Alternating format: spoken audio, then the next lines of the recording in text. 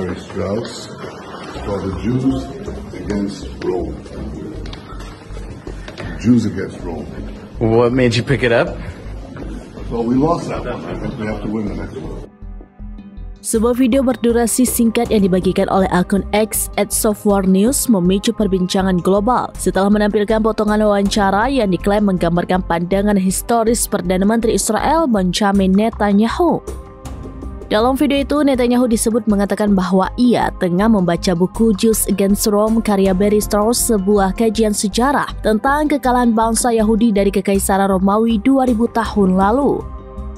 Menurut klaim dalam video, ketika ditanya alasan membaca buku tersebut, Netanyahu disebut menjawab, "Kami orang Yahudi kalah dalam perang sebelumnya dengan Roma. Kami harus bersiap untuk tidak kalah dalam perang berikutnya." Unggahan itu kemudian memicu beragam tafsir. Sebagian warganet menilai Netanyahu seolah mengaitkan konflik modern dengan luka sejarah kuno dan bersiap menghadapi kebangkitan Roma yang diasosiasikan dengan penurunan dominasi Amerika Serikat. Ada pula yang menilai pernyataan tersebut sebagai isyarat bahwa konflik masa kini dipandang sebagai kelanjutan dari rivalitas sejarah yang belum selesai. Meski demikian, hingga kini tidak ada konfirmasi resmi mengenai keaslian pernyataan tersebut.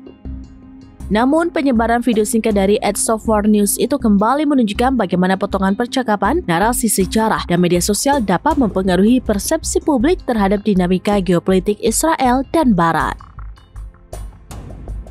We want to know what you're reading now. What I'm reading? Yeah. It's a book by a historian by the name of Barry Strauss. It's called The Jews Against Rome. Jews against Rome. What made you pick it up? Well, we lost that one. I think we have to win the next one. Download Tribun X sekarang. Menghadirkan lokal menjadi Indonesia.